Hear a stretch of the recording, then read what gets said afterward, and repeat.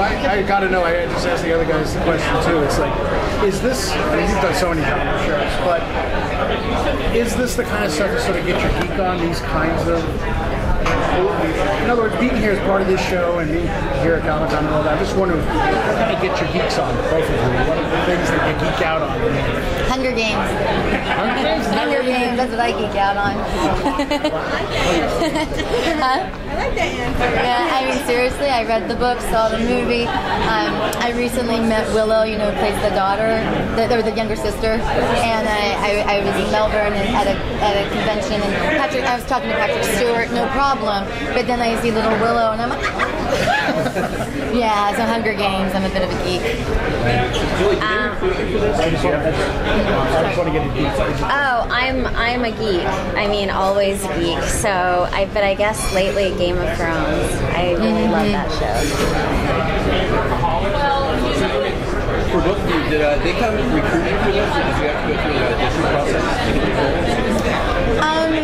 You know, they sent me the script, and I read it. And I've known Kevin Murphy for a long time, and I was very interested because as I was reading pilot scripts, everything was mother, victim,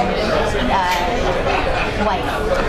You know, secondary, not part of the action, nothing that I felt was really interesting. And so I met with them because the script was still in transition, and the script I read wasn't necessarily the script that we shot. So I met with them, met with Kevin, and then I had to do a chemistry read with Grant, and then that's how we talked about after that.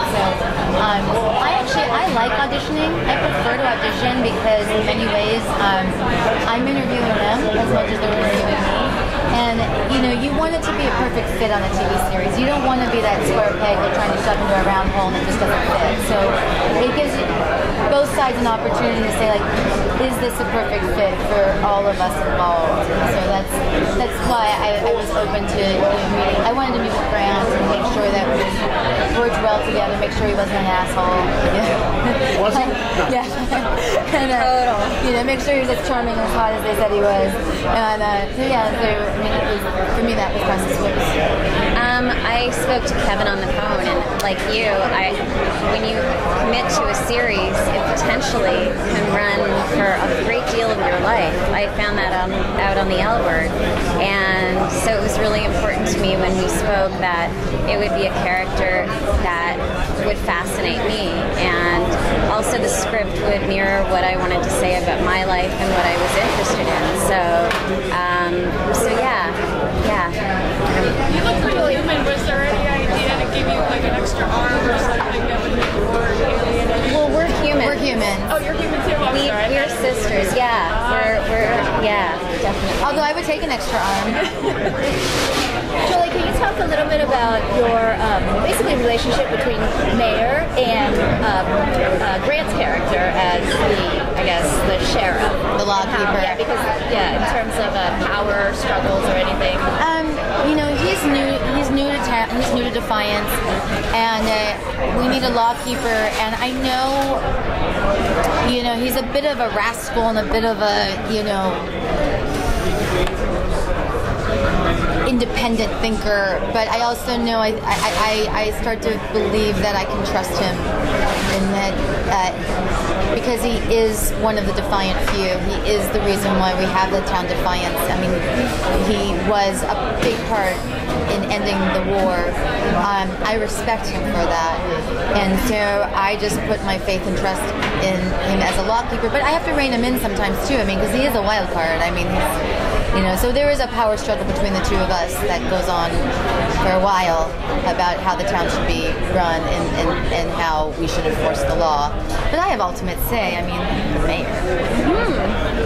When you're doing this kind of show, it's setting this sort of, even though it's Earth, it's a fantastical setting and all, is it harder to you have to work harder to root in your reality? Do you know what I mean? Dealing with aliens and battles and all that stuff. I think the great thing about the show and stepping into the show is that, I mean, this was 4 years in the making before we even came to the table, and they have thought out everything. It's having been a part of a lot of genre shows. The ones that I feel succeed are the ones where they have a very clear vision of what it is, the world they're creating.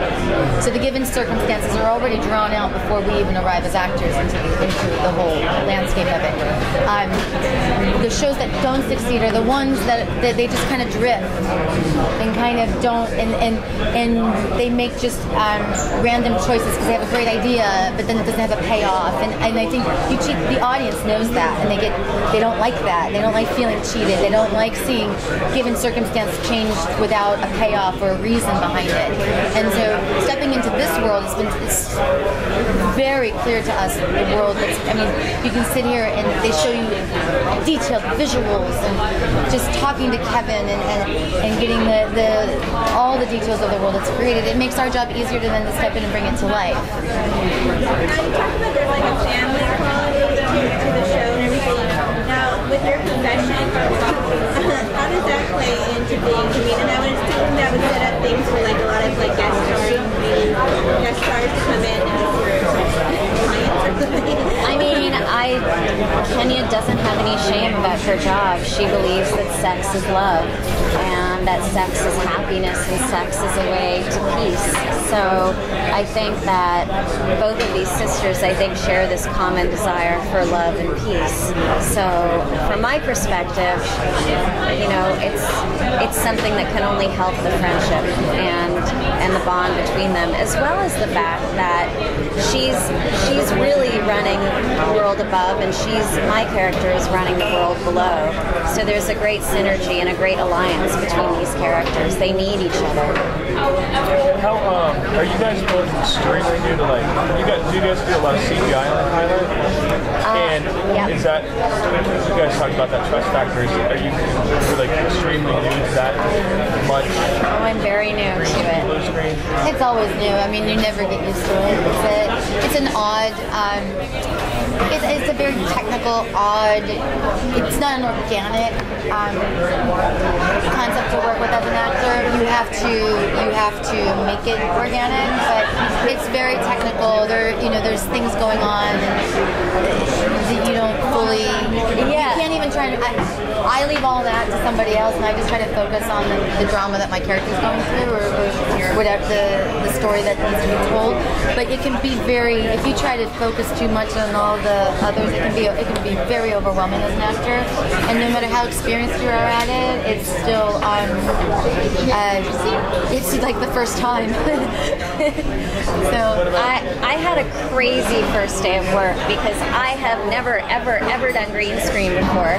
So that was the day we were shooting, and we're up there. There's this green screen, and what I didn't realize about green screen is there's still elements that are coming at you. So there were dirt cannons being shot at us.